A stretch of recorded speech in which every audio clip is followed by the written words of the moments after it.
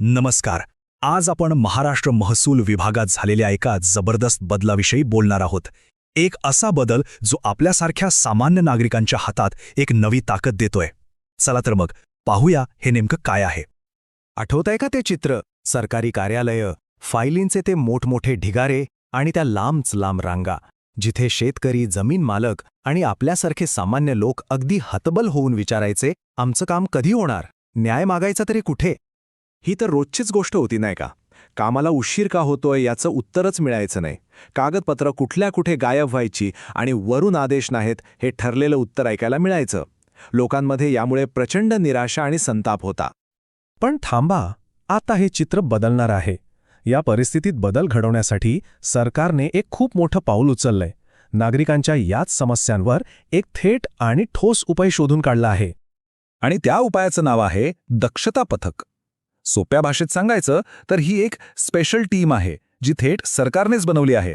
तिचं मुख्य काम आहे महसूल खात्याच्या कामावर नजर ठेवणं आणि आलेल्या तक्रारींची निष्पक्षपातीपणे चौकशी करणं. आता विचार करा, ही योजना किती मोठी आहे. हे काही एका शहरापुरतं मर्यादित नाहीये. संपूर्ण महाराष्ट्रासाठी, प्रत्येक विभागीय आयुक्त स्तरावर, म्हणजे प्रत्येक मोठ्या प्रशासकीय भागासाठी एक अशी तब्बल 7 शक्तिशाली पथकं तयार करण्यात आली आहेत. याचा अर्थ राज्याचा कोणताही कोपरा आता या यंत्रणेच्या बाहेर नाही. बरं, मग ही पथकं नक्की काय तपासणार? समजा तुमच्या जमिनीच्या मोजणीत काहीतरी घोळ झालाय किंवा स्टॅम्प ड्युटीमध्ये काहीतरी गडबड वाटतेय. इतकंच नाही तर अवैध वाळू उपसा किंवा महसूल विभागाशी संबंधित कोणत्याही कामाबद्दलच्या तक्रारींची ही पथकं थेट चौकशी करू शकतात. आणि सगळ्यात महत्त्वाची गोष्ट काय माहितीये? या व्यवस्थेचा वापर करण्यासाठी नागरिकांना फक्त एकच गोष्ट करायची आहे, तक्रार.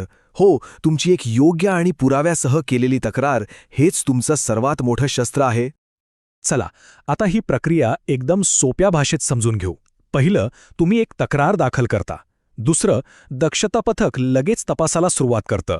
तिसरं, हे पथक प्रत्यक्ष जागेवर जाऊन पाहणी करतं, कागदपत्र तपासतं. आणि चौथं, एक सविस्तर अहवाल तयार करून तो थेट वरिष्ठ अधिकाऱ्यांकडे पाठवला जातो. आणि इथेच एक खूप महत्त्वाचा नियम आहे ज्यामुळे सगळा खेळ बदलतो.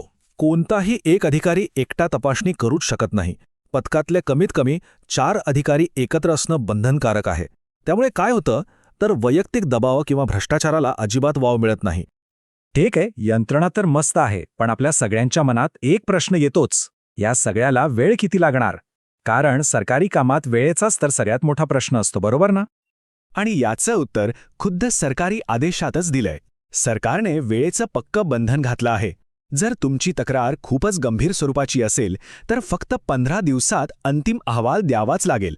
आणि इतर तक्रारींसाठी 30 दिवसात प्राथमिक अहवाल सादर करणं बंधनकारक आहे. म्हणजे आता तारीख पे तारीख नाही.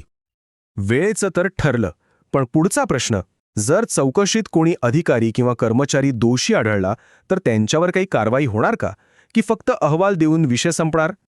याचं उत्तर आहे हो, 100% होणार. ही पथकं फक्त चौकशी करून थांबत नाहीत.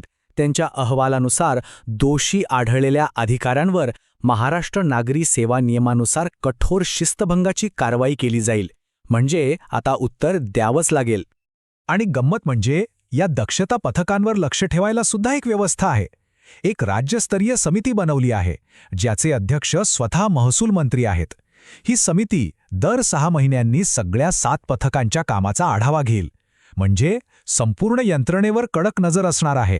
तर मग फरक स्पष्ट दिसतोय, नाही का? कुठे ते दिवस जिथे फक्त वाट बघणं, निराशा आणि हतबलता होती, आणि कुठे आजची परिस्थिती जिथे वेळेत न्याय मिळण्याची आशा आहे, एक प्रतिसाद देणारी यंत्रणा आहे, आणि सर्वात महत्त्वाचं म्हणजे नागरिकांचं सक्षमीकरण झालं आहे. पण एक गोष्ट आपण सगळ्यांनी लक्षात ठेवली पाहिजे.